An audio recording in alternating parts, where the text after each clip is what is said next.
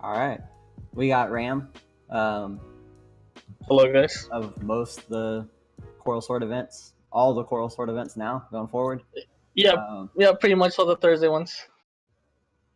Yeah, all the Smash ones, and then recently announced TO of Texas. Yeah, very exciting.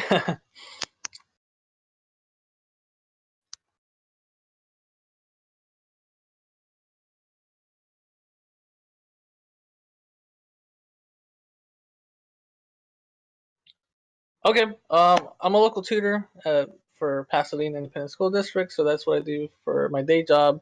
And then I go to school. I want to be a mechanical engineer. And for the good stuff that you guys want to know about, I guess I do everything behind the scenes for Quark Esports. I'm event organizer, event coordinator, whatever you want to call it. I do a lot of the marketing, a lot of the graphic designs that might be hurting your eyes. I use a lot of bright colors, so I hope you guys like that. I'm really trying to move away from like the super esports-ish graphics, and I guess that's about it. That's my role. I pretty much do everything in Quark Esports, and of course I found that it.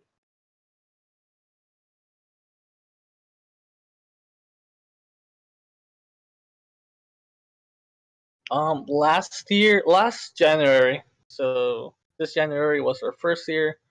Um, I launched Quark Esports with a pretty big tournament. They told me if you get 40 entrants, we'll sanction your event, and I ended up getting 70 or more. So that was that was good. The people started taking it a lot more seriously, or taking me and my organization really seriously. Awesome. And I believe I was muted for the first couple of minutes of our stream, which is great. All the time, every single time, there's something going on. But we're here. More editing for me to do. It happens. Hell yeah. Okay. Again, I just want to say thank you. Welcome to podcast number 3. I got myself a little granola here. It smells so good. So, let me ask you. What are some of your, I guess, thoughts, ideas, some plans that you have for yourself in regards to Smash? For maybe the next 3 months. Next 3 months. Okay, so next 3 months are gonna be pretty packed. I recently had my Darblies tournament, and that actually went really well last week. We had 50 entrants. 49. I added one extra person, so let's say 50. And we got Louisiana peeps. They were like, we came out specifically for this event, so that was pretty awesome, and they really enjoyed it. So hopefully more Louisiana peeps come out. Didn't two of them get top 4? Yeah, they all kind of destroyed us. But it was fun.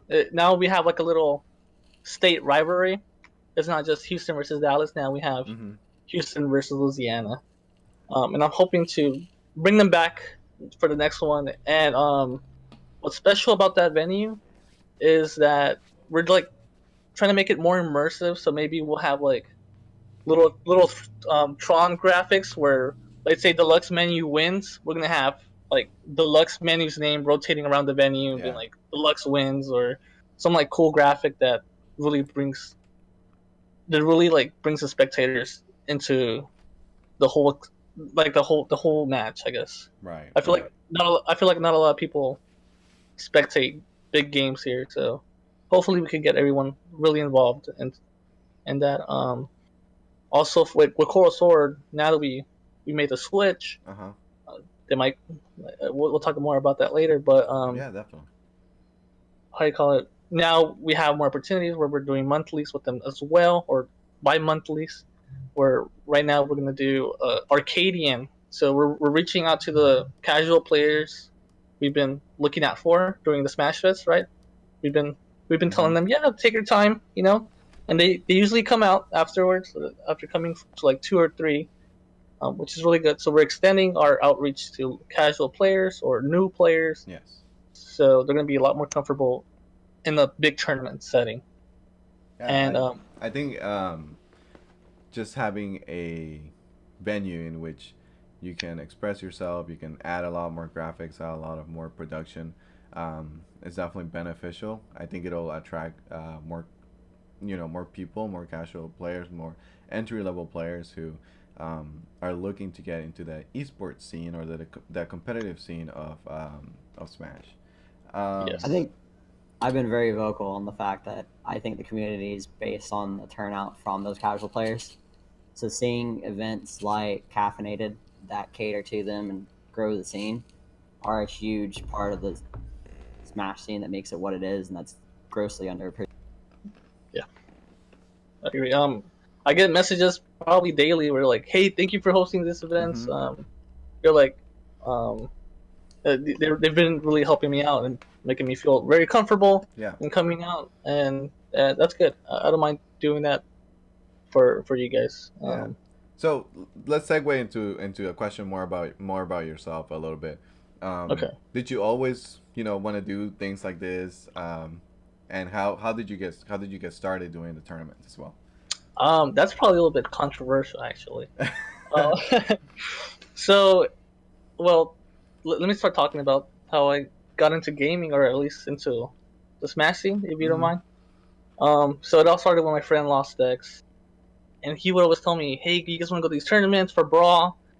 And I was like, "No," because he would like destroy us with Pit, and he would do all these crazy stuff. Yeah. And he's actually a really good player for Smash 4 and most likely for Smash Ultimate. Um, but I thought it was like really dumb to actually go out Mm-hmm. to these tournaments until I saw the documentary. I'm pretty sure you guys have seen it. Have y'all? I don't think I have. I have. You guys Yeah. haven't seen it? Okay, you guys need to watch it. And all you new players that haven't watched it, you guys need to watch it. It's gonna get you really excited about Smash. And I was like, okay, I have to go to my first one. I went to Insomnia a couple times. Those were my first ones. I went to a tournament actually that Deluxe Menu hosted, Mm-hmm. and Deluxe Menu is a really good player, so of course he wants to play in his own events, right? Yes. Um, and in the beginning, I was like, hey, I think I could run these events, but like 3 times better. So a friend actually approached me. He's like, "Hey man, I think I could have. I think we could host these consistently because they were like once a month, or they would like do it like bi-weekly, but then Yeah. they would stop and then they would start up again. And then he was like, "Hey, we could do this consistently." And I was like, "Yeah, I'm down." And then when I agreed, he kind of bailed on me, and we had already talked to the venue owner. And I was like, "Okay, I guess I have to host this by myself." So in the end, I got a lot of players to come through, but I also got a little bit of hate because I guess they really felt like I did um, take control of that tournament from Deluxe Menu, even though it wasn't the most Right. consistent Right. thing. So I could see like people were kind of upset about that. Mm-hmm. Um, and Zyro actually helped out a lot. He would like let me borrow his extension cords, and it was really cool. Um, so thank you, Zyro, for all the support in the Thank beginning. you for the extension cords. Yeah, I mean, like extension cords and actual advice on how to run bracket Yeah. and all this other stuff. No, So that's good. It's good to have somebody knowledgeable that you can definitely um, just trust, ask questions. Just have somebody there that can help you walk the path. yeah, And now you're in a position where you can do the same for other people. You could give that opportunity to somebody that's trying to get into the scene, somebody who maybe not through the competitive side, but more of like the the TO kind of side. Because it is a position that it is important for the role of to control the venue, to control the amount of players coming in, and it just helps your organization, Quark, grow as you're growing too, right? yeah. Um, Mhm. so let's get into more of a TO's job, right? What are Mhm. some of the most important things a TO should do when maybe looking into a venue or Yeah. looking into sponsors, looking into players. So anything that you think it's very important, we'd like for you to share. Don't be afraid to ask random venues. Like I've asked coffee shops, I've asked churches, I've asked different types of venues, Mm-hmm. and I've actually had a big issue with venues where they're really interested in the beginning, and then they decide, okay, it doesn't really fit with our hours, so I have to stop it, or some other crazy stuff happens. So first, make sure you can come up with a good business proposal because they care about making money as well. Yes. It's not a like some venues are really cool. Like, hey, you're excited about this? Let's provide a space for your community, and that's Coral Sword right now, where Mm-hmm. they're like, hey, come on, we want these guys to come out. But let's say a coffee shop, like my first venue, Paper Co., they really want to figure out how much they can make because they close at 7, right? Right. And the tournament's at 7, so that means they have to stay open later and they have to make it. They have to decide if it's cost effective, and if it's not, then they'll have to, um, I guess, shut it down. Which and eventually didn't. It ended up happening, and then I would have to look for another venue and Mm-hmm. always have like different backups. Honestly, it's not. So I was like constantly flowing from like venue to venue, and now that I'm a Coral Sword, I feel really thankful because I feel like it's a permanent home. Yeah, that's great. That's awesome, and we definitely appreciate all the tournaments that Coral Star has had. You know, when they started, they came out into the community saying, "We're with the community, and we're here to support all types of gamers." Right? Yeah. Mhm. You're anybody's able to go there, um, and just sit and play some video games and enjoy some nice coffee. So if you're stopping by Coral Sword, please get yourself some coffee. It's really good. Hit up Yes, those please. mozzarella sticks too. Or in Hell the yeah. pizza. So, another little trivia about Coral Swords. Coral Swords actually the spot where Pablo, myself, and all the other guys in LSG, we all met at the first Coral event for Mm-hmm. So Oh, hey, I in brought a I way, brought you guys together. no Ram, no LSG. Exactly, exactly. But yeah, You're welcome. that's a place where we all started, and again, we're never gonna be um, non-appreciative of w- what Coral Store has done for the entire gaming community. So Mhm. we will always appreciate everything that they do, um, and that they do, in the ongoing time that they're there. So Yeah. Well, yeah. Expect a lot of big things. A lot of big things because we get yeah, a lot of support from them. yeah. So again, if you go to Coral Sword, buy their food. Tell people about them. They're really, really, really great. Let's keep going with tournament operator jobs. What is what else is important? Like the day of the event, what is that? What is it that you need to do? Um, like first when you get there. Um. Okay, so I actually have gone to a lot of venues where they actually provide tables and chairs and all Mm-hmm. that. So I have to set up all the tables by myself. For a while, I was doing this alone until I had Wilbur, Sparky. Thank you, Sparky, for helping me out. Um, we would set up the tables, the chairs, and then I'll set up my little payment station. Um, open the challenge and start taking people like that. Um, and also just greeting a lot of people, making sure they understand the rules. It gets pretty easy the day of, Yeah. but everything before it's like marketing Right. and because you want people there, Yeah. right? So how hard do you market? I go on Reddit, on Instagram, Twitter, Smashboards. I go to a bunch of different. Mm-hmm. I go everywhere, wherever I can, wherever I think I can plug this or whatever. I do it. I think Reddit, by and large, is a huge underutilized tool by a lot of the Smash community, Yeah. especially the city-specific subreddits, because your posts are the only ones I've seen in /r or r/Houston. Mhm. Yeah. And that's what I do. I get a lot of Reddit folks. They're like, "Hey, you're the guy that posted on Reddit, the Ram Alakazam." I'm like, "Yep, that's me."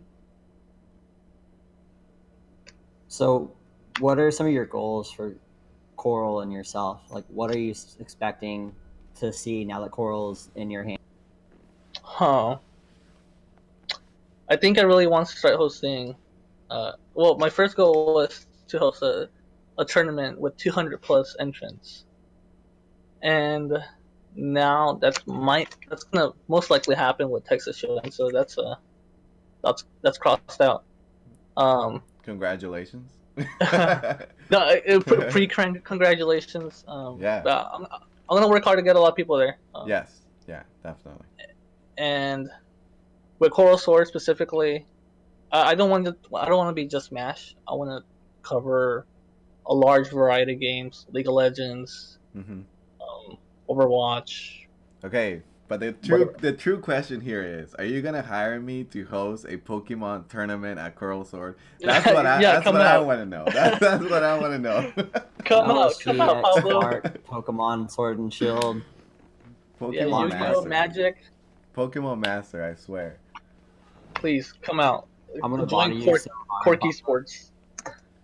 So, we, what are some of the positives? I guess now that you're, in charge of Coral Sword, what are some of the positive things that you feel, that you bring into a venue? I think I'm really good at marketing, and I always get Mhm. compliments from like other TOs. Some TOs don't really tell me, but I know they know. But the biggest thing has been a consistent venue, right? Yeah. So at a second cup, I was reaching numbers like 60, Mm-hmm. 70, and a consistent 50, right?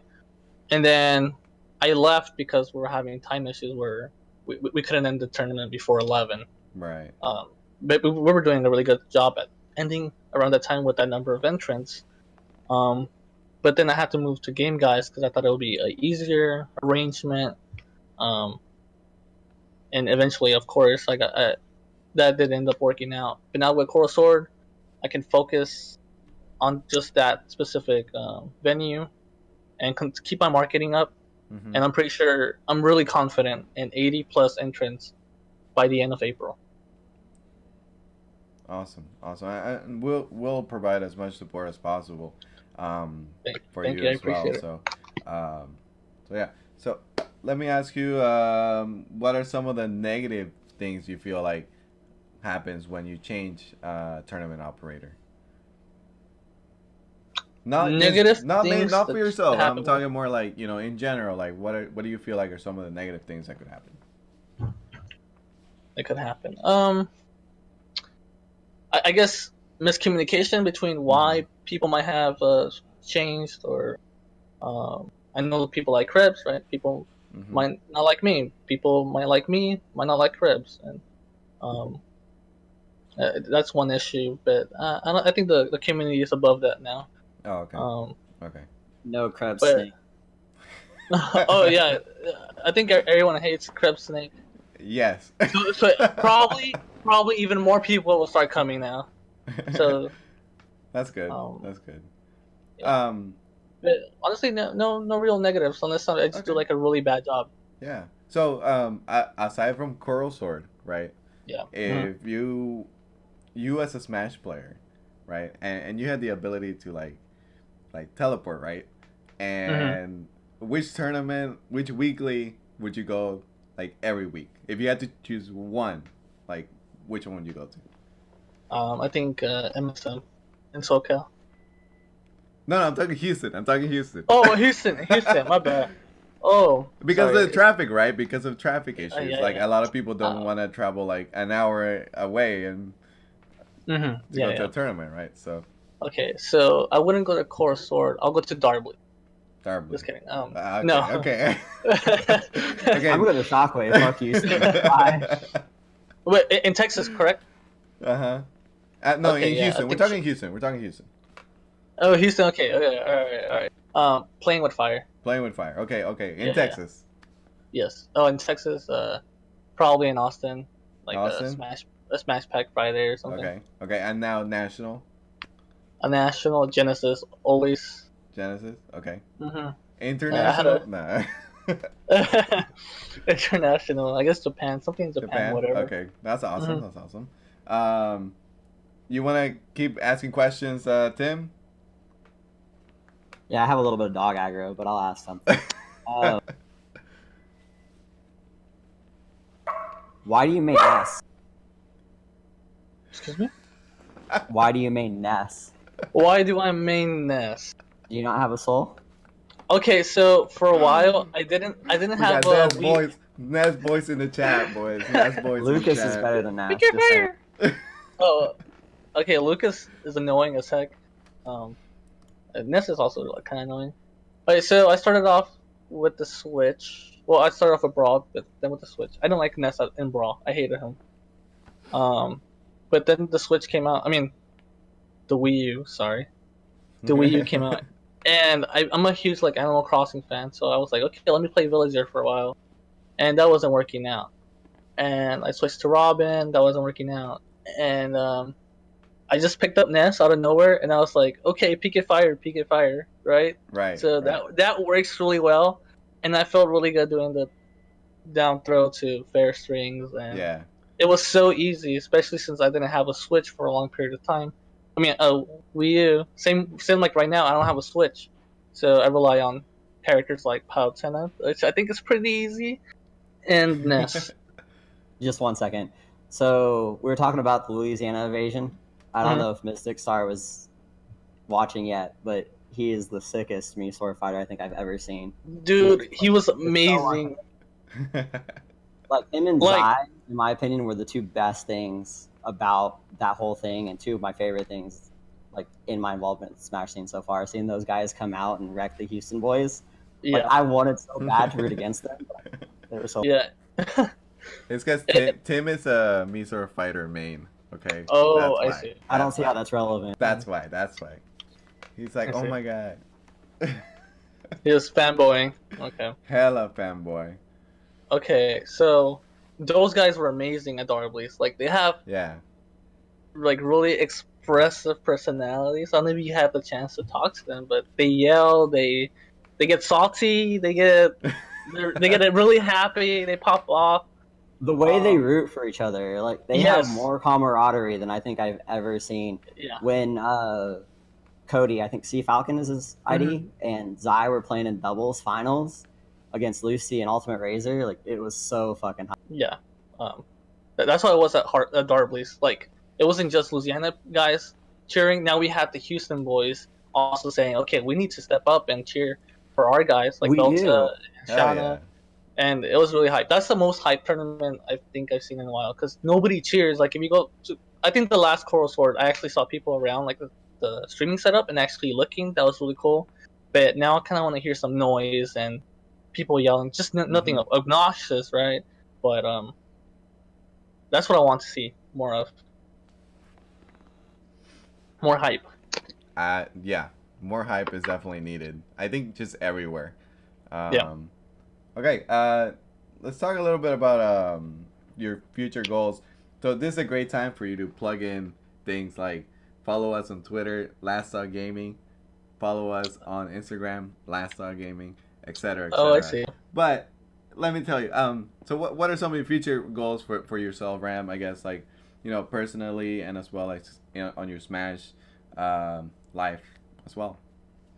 Okay, so personally, I'm really focusing on this mechanical engineering thing, right? Yeah. I would like to pursue that and do great things with that. I won't talk too much about it, but that's one goal. Yeah, I'm a big like Elon Musk fanboy. Mm-hmm. So if I could do something really great for people, that'd be awesome.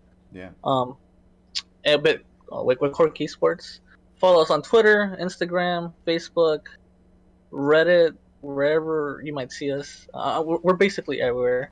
But with Quark Esports, I would like to grow our social media, which I think we're on track. Like I said, I want 500 by the end of June. We're way ahead of that. We're making we're making waves in Houston, and people are taking notice. Even I think around Texas, sometimes people were like, "Are you Ram? Are you Quark Esports?" I'm like, "Yeah. How did you hear about us? You're not from Houston, but it's really cool to get people's attention." But I was working on like a esports arena. Yeah. That's something I would like to have in the future, but it starts with this, right? It starts by showing that we know how to handle these type of tournaments. We know how to get people out, Right. We know what it takes. Do you want to own it yourself, or do you want to be part of a specific group that owns it? Um, I would love to own my own, but if I could join a a, a big name like Arlington Esports Stadium or Mm-hmm. any of those guys, that'll be good enough. As long as Yeah. I played a big role in whatever was going on. I definitely Sorry. talked about it before, but Arlington is such a smaller market than Houston. Like a lot of the places that have these things that we don't have are such smaller markets. So it doesn't make sense to me that the Houston scene can't be what those things. No, I agree. I was actually really, um, I was shocked when they announced that. I was like, okay, let's see how they make it work. Hopefully, they make it work. Because there's a lot of investors right now, but I feel like everyone's playing like everyone has a poker face at the moment, where it's not really nobody's too sure if they really are making money or if they're that successful. Mm-hmm. Um, like esports arena is actually like moving to Las Vegas and opening a bunch of other places.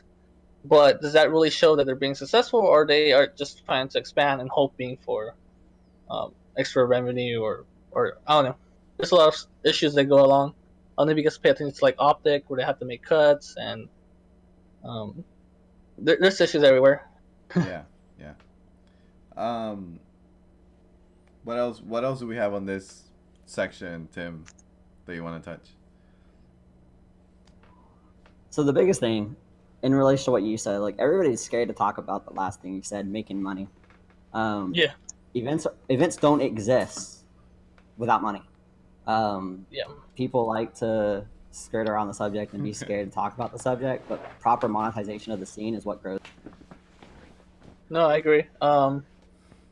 Honestly, like right now, Quark Esports does not make too much. We were I have a couple goals to where I want to actually gain a good amount and actually start buying like my own streaming equipment, Mm-hmm. uh, more cables. Everyone loves cables, power cords, and investing that money properly. Um, Not just like getting random players out, one-time events, or providing random pot bonuses. That's all cool and all, and I appreciate all the TOs that do that. But I think smarter investments are happening and to make sure it's sustainable, not just a small peak and then a quick death. You know. Yeah. Um. Somebody Do in you the have any more chat. questions? Somebody in the chat said, financial projections show that esports will be very profitable. I definitely No, agree with that. I have a I lot of agree. thoughts on that. Um, So for people that don't know my background, like I come from a business management background. I come from making companies that lose money. The last couple of years, I spent growing a company in a traditional industry that was failing miserably, losing thousands upon thousands of dollars. Saw them grow their net profit by over 200% under my leadership. So the reason I plug all that is because I like to think I understand routes to making money. mhm. And the biggest thing that people don't understand is even industries that are closely related, their needs are vastly different. So the FGC, while it's a core part of the esports community, it's right now it's not a core part of the esports business, and that's because as a community we've lagged behind. We're so far behind other games when it comes to proper monetization of everything from players to talent to events, and there's going to be some growing pains with that.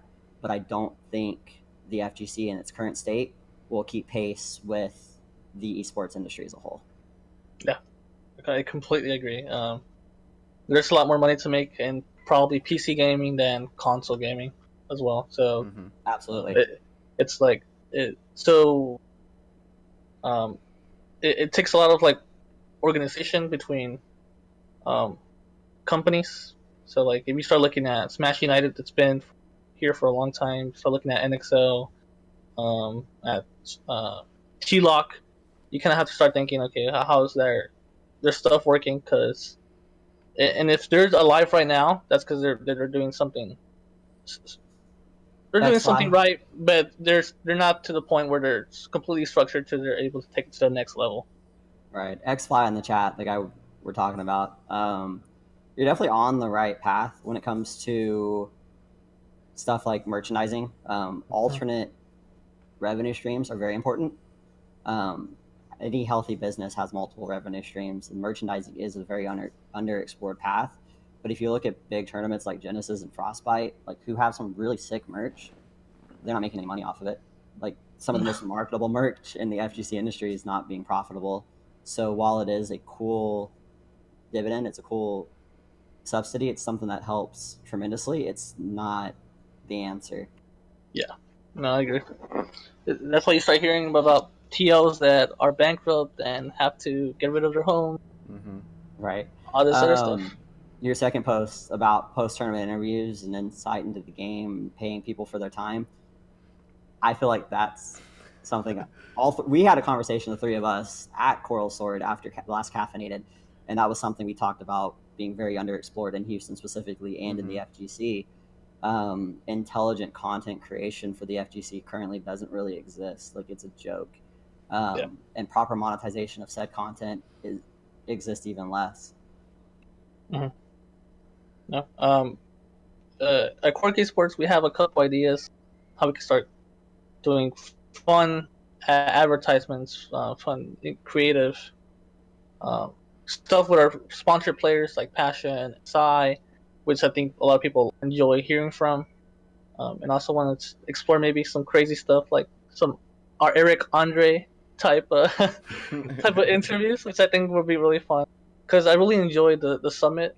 I don't know if you guys saw the summit chillin' videos. Mm-hmm. It was like a Mari adaptation, and that was fun to watch. More of that Leo content dude as would be nice. the red Pikmin. Yeah, I couldn't stop laughing at that. But your boy Passion's in the chat. Hey, what's up, Passion? Yeah, Passion's amazing, dude. He's the homie. I've never talked to him. I've seen him around, but he's always smiling every time I see him. Like, it doesn't matter if I run into him outside ordering food. Like, he's always. Yeah, Side Passion. They're always giving hugs. Like, that's like the first time I see them, I'm like, okay, come on, give me a hug. I already know what's gonna happen.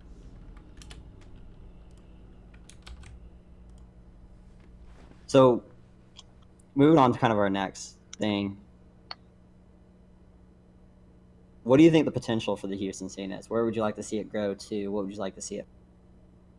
Well, we have Mainline, GG, and they're partner with Smash United, so I should be expecting more high quality events like the ones at 2GG. So hopefully they could get to that level. Then we also have NXL that's partnered with Next Level Gaming. That's what the NXL stands for, right?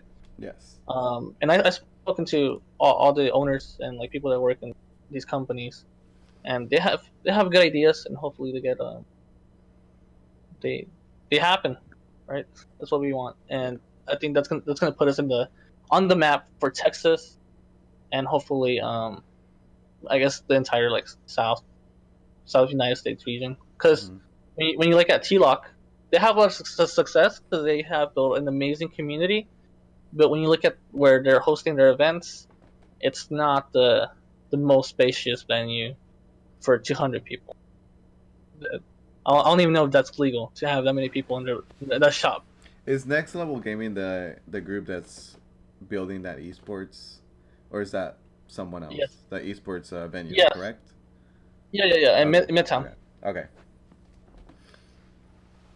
Yeah, I hope it goes well for them. You know, I really do. I love to attend their events there. You know, and help them as much as we possibly can too. You know, if they grow, definitely. We grow. So. And I think camaraderie goes a long way, and in Houston so far we haven't. There's no reason for it to. Like, we can all grow together. No, I agree. I'm actually partnering up for our first arcade. I'm partnering up with Sync from Fire Nation Smash. And he's a brand new TO, and I've been wanting to start collaborating with other TOs to kind of like close those gaps and start exchanging information.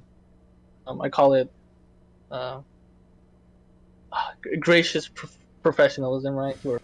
I guess we are competing with each other, but we're also helping each other, exchanging information. And I think Sync's really going to try to embody that, and I'm expecting like a really good relationship from that. And hopefully other TOs take notice that, hey, we can work together, then maybe we can work with Smash United, NXL, and whoever else might pop up in the future. Even like unsanctioned events, unsanctioned TOs, whatever that means, right? But I would like to work with those guys as well. Yeah, I think it's something that you see in professional industries behind the scenes. It doesn't get talked about. So a lot of budding industries, a lot of industries that are growing, don't realize how crucial of a part it plays in more traditional. Yeah. I think I see it a lot in League of Legends where you see these players always talking to each other. Um, I think they're definitely exchanging ideas, even though they are competitive on the field, right? Mm-hmm. They're always like learning from each other on how to market their players. Like I don't know if you guys keep up with the LCS, right? But like Yes. 100 Thieves, it's really good at making merchandise and marketing that merchandise. But then we have Clutch Gaming, which is a Houston team, fueled by the Rockets. But they're not really Houston though. Yeah, they're it's a bunch of Korean players. I feel like they're embracing Texas, yes, but they themselves have stated before. I remember in previous interviews that they're not really Houston. So Their ownership is Houston based. I guess that's all you can say. A lot of those sponsors are Houston based. Discord is lagging a little bit, so give me a second here. Hold on. Yeah. Let it relax. Yeah, it's a little laggy right now. Okay, I think it's okay right now. Okay, we're back. Yeah, but yes, the Houston Outlaws, for example, they're Houston. Houston Outlaws are owned by an ownership group based out of Dallas, though. Are they really Houston? Yeah. Yes. Their ownership group is Dallas based. Okay. Like, yes. They're not any more Houston than London Spitfire is London. Okay, but they're more Houston than Clutch Gaming is Houston. Yeah. Right. Even because. Yeah, I'll give you that much. The idea, right, when Clutch Gaming started is that I thought it was gonna be like a Houston representative, right? And that Houston was gonna grow into this big esport boom was gonna happen in Houston, but it didn't happen that way because the owners, the person in charge of picking players, they never like took that Houston vibe, Houston like, scene into themselves and said, we're Houston, like we rep Houston.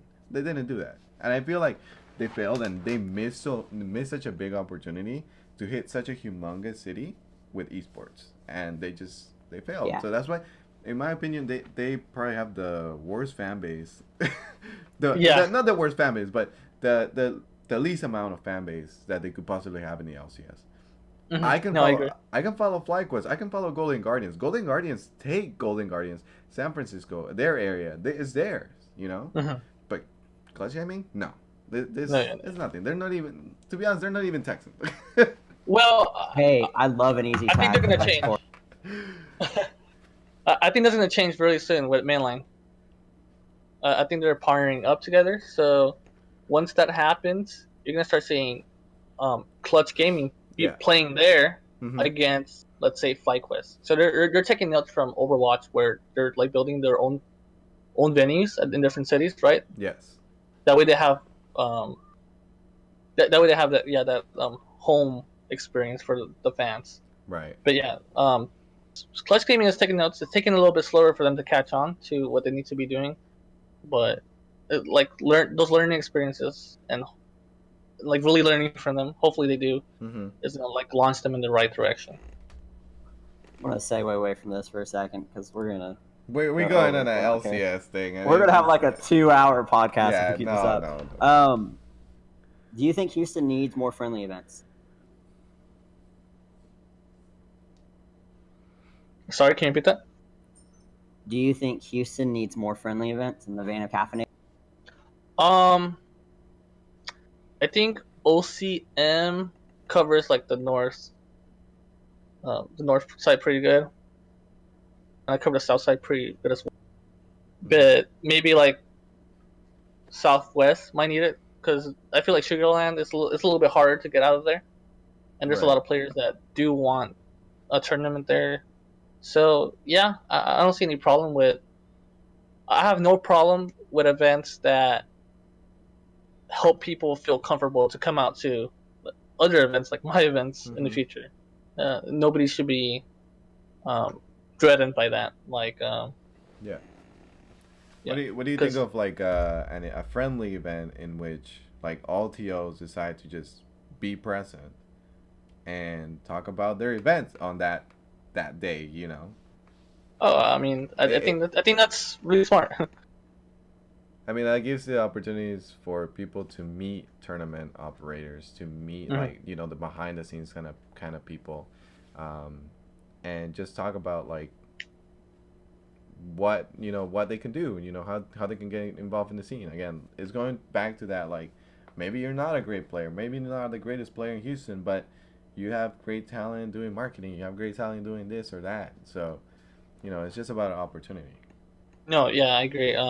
I think I was telling you guys that I wanted to make like not a separate organization, but kind of like a Facebook group where I call it the pond because I guess our logo's a duck, so a pond where we're nurturing all these little duckies to become these casters, these I guess making content, all this other stuff, and like kind of maybe connecting with universities to provide those internships and experience for the potential workforce. Because esports is not just about gamers; they need people that do marketing. They need people that are good with business. They need um, programmers and all this other stuff. So there's a lot of work opportunities that people should be looking at. Yeah. Do you think there's any issues in the Houston scene specifically that aren't being addressed right now or aren't being tackled very? Ooh, issues being tackled. I think everyone's doing their own thing, which is cool. I think we could all be doing a better job at working together. Hopefully, after we work with Sync and continue doing that and showing that hey, good things can come out of these type of partnerships. We don't always have to be like enemies. You know, we don't have to compete with. Well, I mean, I enjoy competing with them because it's fun. I'm gonna kick the dog. Whatever. The dog or the hornet's nest. After I kick the dog, I'm gonna kick the hornet's nest. What do you think about? There's an event the same weekend as Texas Showdown. A sanctioned event, nonetheless. Oh, well, I think okay. You want me to go hardcore? I'll go hardcore. So it's a little odd to have a TL that's hosting the same day as Texas Showdown that was kind of hating on another TL for hosting the same day as someone that's hosting probably like hours away. But this is in the same city now, so there's an issue there, right? So there's a little bit of hypocrisy between all the TLs. I try to make people happy as much as possible because I have learned. I hosted the same day as I hosted actually like the Smash Fest the same day as a tournament. They got bothered by it. I was like, okay, you know, that's fine. I'll move it to Thursday. So I'm very flexible in that way. But right now, I'll let the other TLs do their thing. At the end of the day, they have their own opportunities that they're looking at, and that's fun. And I just see it as a little competition to see who gets the most entrants and who can provide the better experience. And I'm looking at it in that direction where it's like motivation to do better. Yeah. It's not a negative to the scene because now there's two great events, right? There's Texas Showdown that's been here forever, and then possibly the Comic Palooza event could even grow and continue providing more high quality events in the future, but at a different date, you know, to avoid this mess. Yeah. But that's fine. So another question. Same. We asked Krebs this last week too. Who are some key members of the Houston scene that you think is intelligent for up and coming talent network? Oh, up and coming talent. So I think Trella. Talking to Trella because he has experience. He's a really good player, right? and he has experience with sponsorships, and because he was sponsored by Panda Global, if you guys didn't know. So he can kind of give people an insight into, oh, this is what you have to do if you get really good, if you sponsored. Banjo is actually trying really hard to market himself as this caster, and that's amazing, right? So he has a lot of insight into how to deal with potential TOs that might be like trying to undercut him, right? He's a pretty talented guy, so he could advise people to say, you know, your worth. This is how much you should be paid, or this is what's reasonable. And like other TOs, talk to me, talk to Krebs. Hopefully they're as open. Talk to advisor. I think we're all pretty open, but of course you guys might getting unsanctioned because that's a thing. we'll be like, yeah, this is what you have to do, but we're unsanctioning your event. Sorry. Yeah. But talk to me. I'm always down to help. Zyro is amazing. He's kind of moving away from Smash because life, you know. But he helped me out a lot, so I think he's really down to help other people down. And that's pretty much it, really. Okay. Let me hold on. Let me. We have a lot of questions in the chat about when is this gonna be up. All of this is recorded. Will be up maybe later tonight on YouTube. I believe I have not linked our YouTube yet, but definitely go to lasttalkgaming.com. That's our website. We have our social medias in the top right corner. You will find our Twitter, our Instagram, our YouTube. All the information that we record here is, you know, gathered for you guys to listen, to make comments, to talk about it, to discuss. If you ever see us at a tournament, or just like walking around downtown Houston or for some reason, come talk to us. Come talk to us about Smash. Come say hello. Like, we want to know our community. We want to know who people who we are reaching, how we are reaching you, how to best talk to you, how to best give you the information you're requiring. You know, a lot of the times if you're in the Facebook group chat, the Smash Ultimate Facebook group, a lot of the questions that keep repeating is, what's going on this week? Where should I go? I'm interested in a new tournament. And those questions, we are gonna do our best to inform, you know, new players, to inform players who have been there a while and are asking the same question again and again and again, because it just frees up the space in that group for more discussion, right? Yeah. We do not plan on creating a Facebook.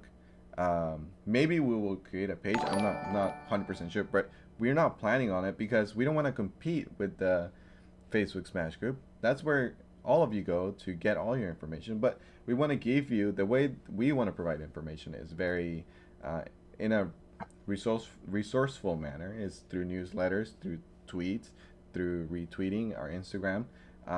That's what we want to do, right? Yeah. And of course, when you visit our website, scroll down and you will see our services.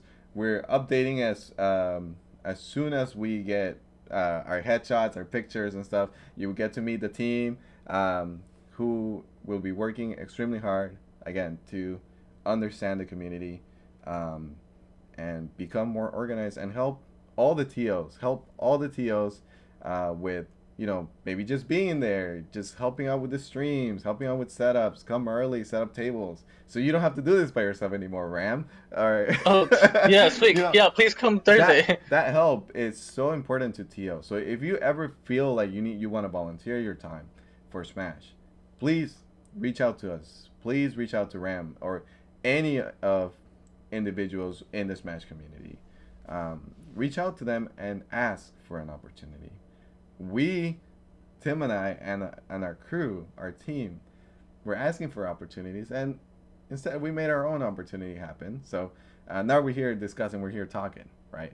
But yeah, please follow us on all our social medias, lasttalkgaming.com.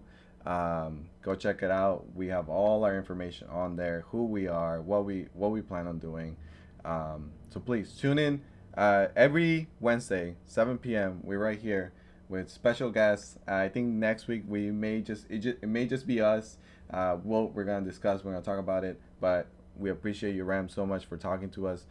Please share all your info right now, your socials, events that are coming up. So please. Okay, so of course, we have. Crap, I forgot the name. What's the name of my event? Oh, it's brand new. Oh, it's the sweet spot, right? So next Thursday or this Thursday, and then next Thursday we have caffeinated, and April 20th, 420, whatever if that's important to you. We're gonna have an Arcadian, and it's gonna be called Overly Caffeinated. So there you see the connection between Mm-hmm. the caffeinated events, right? And we also have Darbley's April 27th. A lot of the Louisiana guys and the Texas peeps really enjoyed it. So I think those last two um, weekends, they're going to be the most smash packed weekends of your life. And they're going to be amazing. So Awesome. please come out to those. And also sign up for Texas Showdown. I'll do a great job. I'll make sure Smash gets treated right and a lot of good players come out. We will be there as well. Oh, perfect. Yeah. All right. Anything else, Tim, that you want to mention? Oh, go ahead. Go ahead. Yeah, just like all our social media, because that opens up a lot of opportunities for me to even be hosting like stuff like Texas Showdown, which is pretty freaking amazing, and also like sponsors. Sponsors really look at that. So thank you everyone that's been engaging with us, and yeah, it just opens a lot of opportunities. A simple like, a simple share. Yeah. Just keep that in mind. A couple things I want to mention real quick. You were mentioned Smash United. You talked about how much you guys do for the scene, and Krebs coming on last week. As far as the podcast directly goes, I already have guests lined up for not next week, but the week after that, and about 4 or 5 other potential guests that I'm talking to. So we're lined up. Like, we're gonna have relevant people. Like, we might be, me and Pablo, like at the time, a bunch of nobodies, but people that are relevant, people that y'all in the chat actually know and don't have to ask who they are going to be on. And we're just talking right now. Like, this is a podcast where we talk about the Houston scene. We talk about what's going on. We talk about things maybe people don't want to talk about. We did bring up the committee and sanctioned events and all that stuff, and made a couple quirks, couple jokes, made a couple comments. We largely were positive about it, but we're going to be honest. I do fully believe that they do good work. Like, it's such a great resource. No, his dog is. Yeah, His dog. What are they doing? It's barking probably. But the Houston scene has a lot more room to grow. I'm just continue. I'll edit all that out in the post thing. Right now, Daffel asked where we can find the podcast. So it goes on YouTube. It'll be on YouTube tonight. YouTube's just the raw stream rerun, basically. And that's probably all it'll be for the immediate future. It's nothing special, but it's there for people to listen to if they want. I heavily edit every episode, and I'm working on firmly establishing our RSS feed. I fucked it up, so I'm sorry, but I'm working on fixing it and getting it actually functional. Hopefully by this weekend. I do work like 70 hours a week, so it's kind of hard, but I'm working on fixing that, establishing that, so you'll find it there.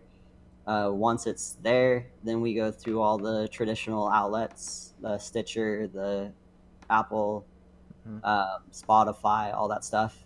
Typically, it takes about 2 weeks. Last time I did something like this, it took me 2 weeks to get it on all those platforms. So my goal right now is by episode 10, we'll be telling you guys to tune in on Stitcher, and the Twitch and YouTube will be the underviewed and underappreciated portion of the podcast itself. As for, I think, is it Remo that's on the Smash United Twitch? Probably. As for what Last Thought Gaming is, like Last Thought Gaming, okay. Last Thought Gaming is a group of friends that want to help, want to contribute, want to utilize skill sets that we have outside of Smash to help the Smash Houston scene, and want to produce more content. I think everybody can agree content, especially with HSN not being as active as they used to be is in somewhat of a drought. People just need to step up and do stuff. Thanks, Ram. Sorry. I mean, Please. we did say we want to be honest, with everything. So, we'll be upfront with what we want to do. We'll be upfront with what we think of the Smash community and how we want to work with them. So, if we don't target those, I don't want to say issues, just target things that we feel like could be better, then, what's the point of doing all of this? so yeah. And if anybody has any questions, like even if you can't ask them in the chat, or you're not in the chat, or you don't want to, approach us. I'm at least 2 events every single week. Pablo's at I don't know how many. We all have Twitters. Approach us. Let's talk. And well, follow me on the Ram Alakazam if you guys are. I don't post a lot of Smash stuff. Okay. Thank you so much for watching. We will see you next Wednesday, 7 p.m. with somebody important in this call. I forgot to plug mine. So Mystic Star, if you don't follow me on Twitch at moo_SSB, I want to be heartbroken. Everybody else, you can follow me too, but Mystic Star, please. Yeah, he's Twitter, fanboying right now. moo_SSB, and I don't think I have any other socials that are relevant. All right. Thank you, guys. We'll see you soon. Let's see you guys.